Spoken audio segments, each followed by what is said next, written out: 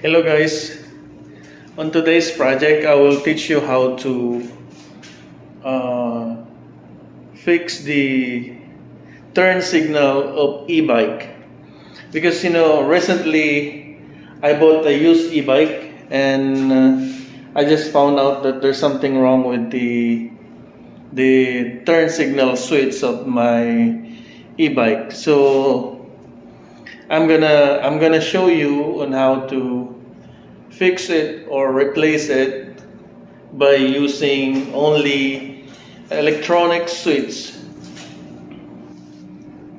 So as you can see in here, the switch of my turn signal of my e-bike is gone.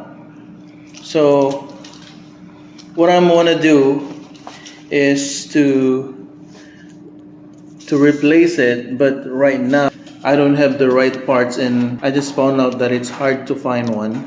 So I went to Home Depot or any like hardware store to buy this one.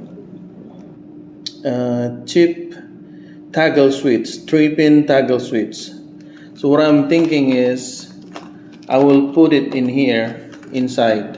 So guys, please continue watching as I show you how to fix my turn signal switch using the 3-pin toggle switch. Thank you very much.